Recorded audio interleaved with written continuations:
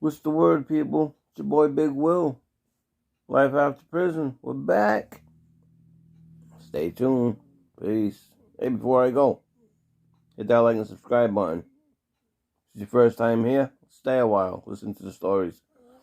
On this channel, I speak about my time before prison, during prison, what led me there, my time after prison. If them are the type of things you're interested in, stick around. You might hear something you like. I also do reaction videos to people who degrade themselves by hurting kids, whether it's physical, mental, sexual.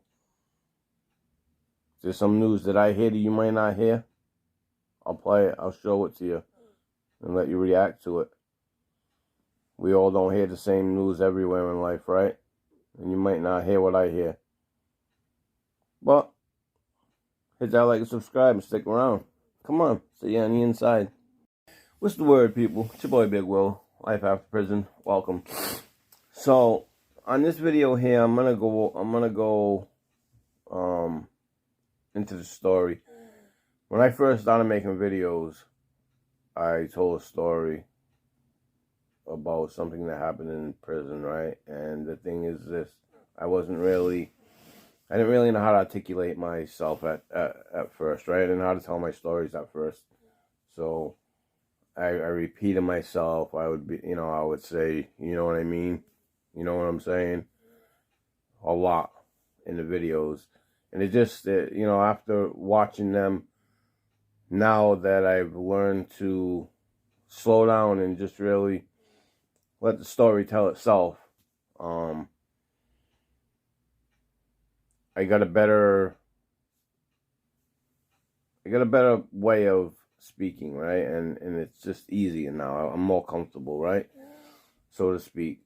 So, one of my first videos, probably my biggest video, to be honest with you, I had a conversation with my daughter, and she is in college for criminal justice. She wants to be a lawyer. And she asked me one time, Dad, is there really rapes in jail, Or is it just a lot of talk and people say it to make other people who are going feel uncomfortable? And I told her, absolutely, there is, absolutely. Years ago, there may have been more than there is now, but there's still a lot of sexual assault in prison. I can't speak for the women's side, but I'm sure there is, right? I can only imagine that there are guards that are in there, and you get a young CO or even an older CO, he's in there and he's dressed up and he thinks he's cool and buff because he's got this supervision role, right? And he's got this power of authority figure, right? So he thinks that he thinks he's the ish, right? So he must walk into the women's unit and flirt with women, push them around, things of that nature. And I'm sure that, they threaten women. Oh, you're going to do this wrong? Oh, yeah, well, here's a way to get out of it. You can perform oral sex and things like that. So I'm sure there's still sexual harassment, sexual battery in the women's unit. There has to be. There is in the man's unit with women, there is sexual assault that goes on, and with a man, they really don't call it sexual assault or sexual harassment, right? Men take it as a pump up to their brain. But there are female guards that fall for inmates or convicts, and they have relationships, they have sex with them. There have been correctional officers who have been caught having sex. In the man's prison, there are men who can't control themselves, and they call them booty bandits. They call them chicken hawks. You know, they call them chicken hawks. They see when they have new inmates come in, young kids, they look for the young kids, the young, timid, scared kids. That's what they look for. And they'll stand on the tiers and they'll look and they'll watch. And when they see something come in, they already know right away what type of person that they're looking for. They know what type of kid to befriend. They see the kid come in when he's young and scared and he's looking around and he's scared to pick his head up and he's got his tail between his legs because he might be there for stealing a car or he might be there for selling drugs, but he's a young kid, right? And he's got no street cred and things of that nature, but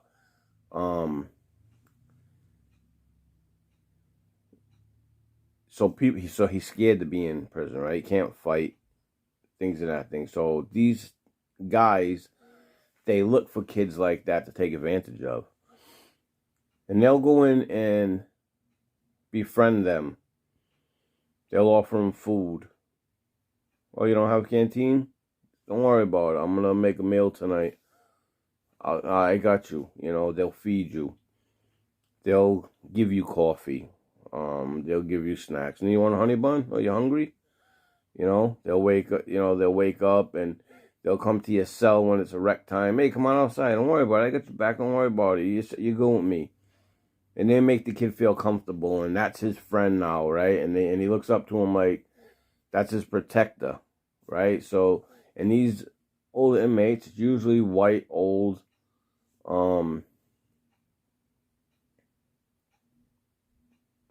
perverted, disgusted men, right? That's usually who they're looking for. When you get the fun boys, they're young. It's usually a Mexican, Spanish. They're the ones that like to dress as women. Occasionally you'll get the young black man, the gay man, who acts like a girl. But usually when the white men are gay, they're gay. They don't act like the fun boy, and they don't dress like the fun boys here.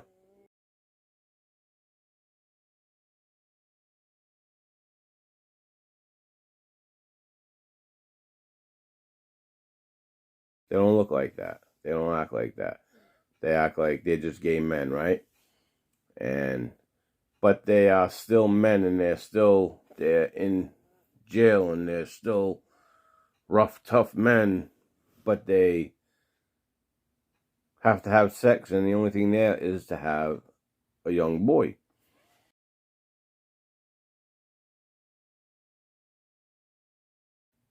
So,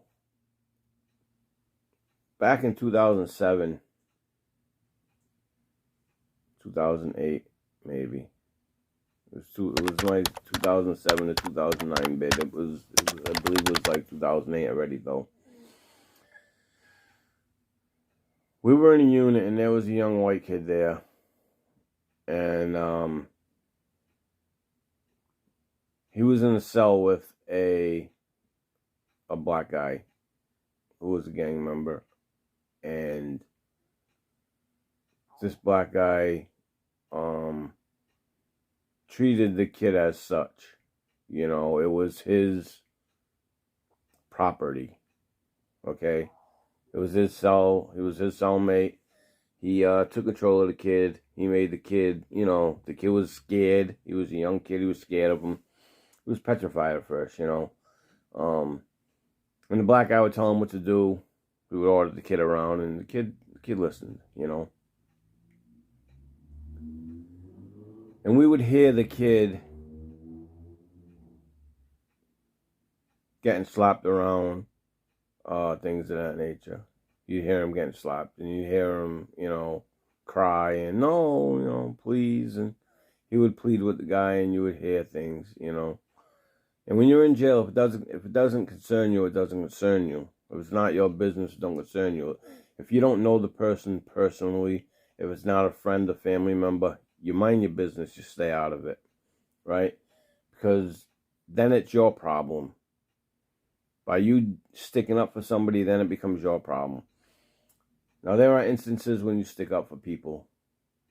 You know, when you don't like the bully, when you don't like the person that's bullying everybody, or he's just bullying just the young, the weak, and you can see him take advantage of it.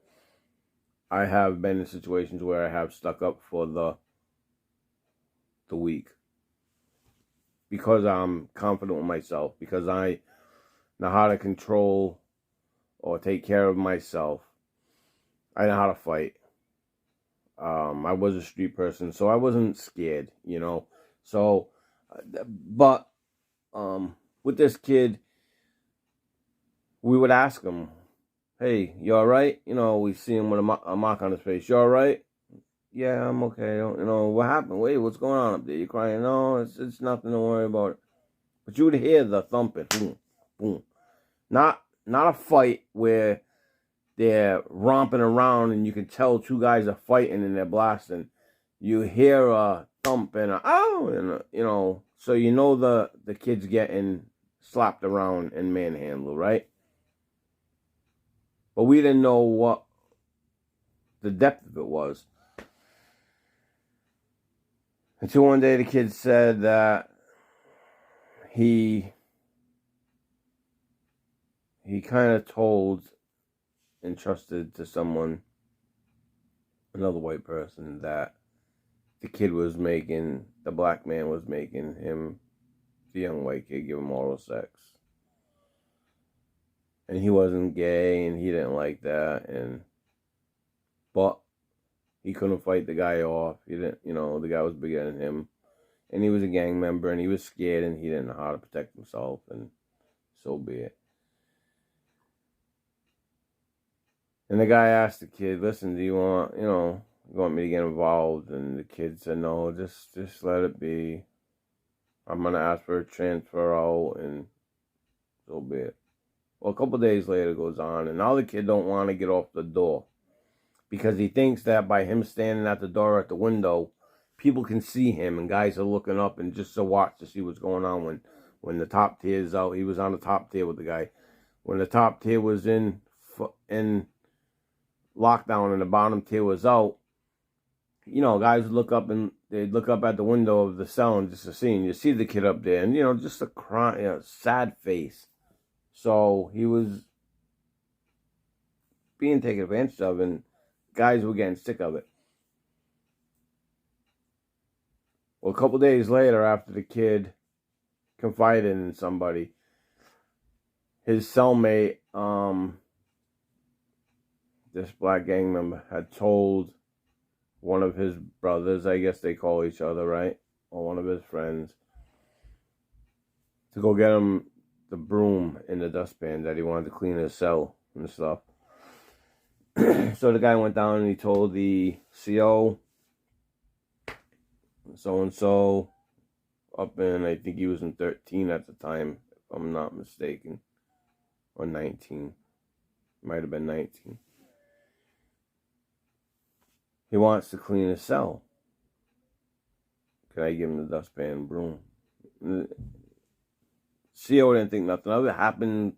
Everybody does it. When you want to clean your cell out, usually they'll tell you to do it on rec. But if you're being locked down, you want to clean your cell, you sweep everything out, you wash your floor while you're inside your cell because you got nothing else to do. So they brought the broom up to him, and I guess the kid told his brother or whatever, "Hey, just keep an eye on my door." What happened is he ended up taking advantage of the kid. And upon sexually assaulting the kid, he used the broom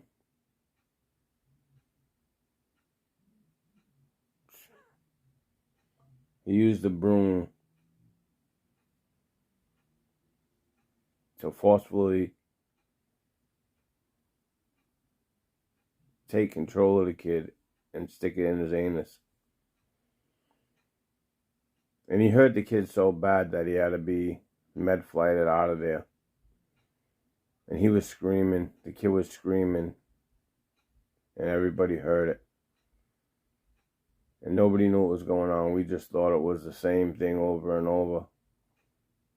That the guy was in there and he was taking control of his cellmate. And from him screaming and screaming, the CO had came. And the guy, the brother told, the gang member told, looked in and seen what was going on, and he was disgusted. He walked away. And it's one thing for you to be gay if that's your life. You want to be gay and you find someone to do it with and they agree, that's your business. But when you're forcefully sexually assaulting a young kid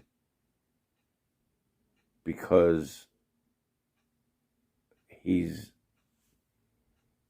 scared to fight because he can't fight and you're just taking control of him, that doesn't fly. That don't go. People don't like guys that rape people on the outside or on the inside.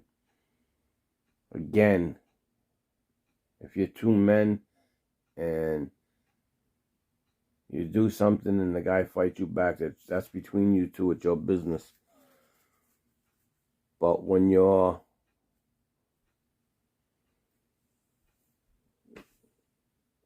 bullying and taking advantage of the weak, there are guys that don't like that. So when the kid was screaming and stuff, and the gang member's brother seen what happened, he left, and hey, the guard's coming, and he took off. He wanted no part of it. The guard went up, and there was blood everywhere. The kid had to be med-flighted out of there. And the gang member was in his cell. They were waiting for the move team to come, but things had to be done with the compound, right? They had to medically take the kid out before they can do the investigation, seeing what happened, and they were investigating. The black guy was left in the cell through the weekend, and he was going to see the D-board and go to the hole and all of this stuff. But in the meantime, there was a guy in the bottom tier, a white guy, who had been there for a couple of years, and he knew the CO. And everybody in the block was enraged. The block was enraged. White guys, black guys, Muslim, Spanish. It was just what this guy did to the kid. The kid ended up having to have a strip bag, attached to him. He really messed this kid's inside up with a broom because the kid was timid. And I guess him having sex with him just wasn't doing it anymore. And maybe by the kid telling somebody he's making me give him oral sex, the guy was pissed. So he forcefully jammed the broomstick in him. And the CO popped the doors for the bottom tier to come out for rec. But when he did, he hit the top tier too.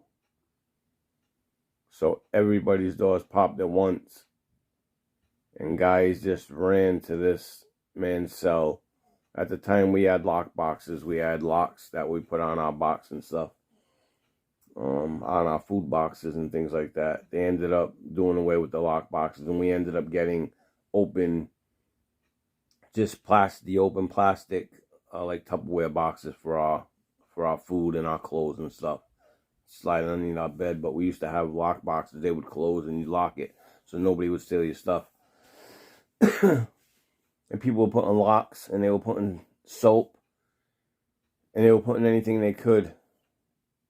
They had pencils, some had razors, and they went up and they attacked this man. And this man had to be med-flighted out himself.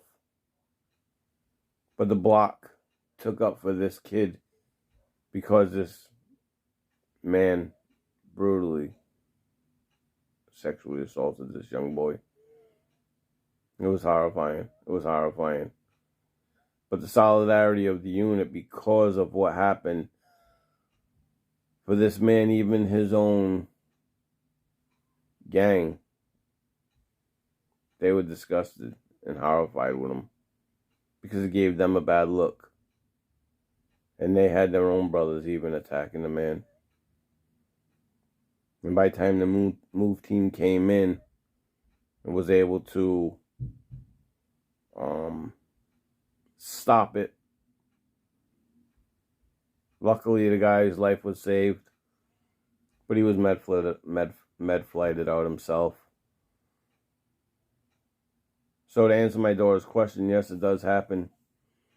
It does happen. And if you're one of them kids who are going to be in prison someday because you act like a moron, because you act stupid, because you do stupid things on the outside, when you're out in the streets, you got places to run and hide. When you're in jail, there's nowhere to go. When you're in jail, you check your ratchet in at the door. It's only you and these things. And kids nowadays don't know how to use these. So smarten up. Smarten up. Because you can be that next young boy to walk in there and get manhandled. And that happens. You hear about stories of men assaulting young kids, and these kids will go back and kill them, you know. And it's usually by guys who are in prison, and they're lifers, they got nowhere, they're never getting out. So what do? They have young boys to calm their sexual desires, we want to put it that way. And again, if you're gay and you can find a gay man to interact with, there's no need to rape and take control of a young kid. But with that being said, this is your boy Big Will. Hey, like and subscribe. I just wanted to tell a story over.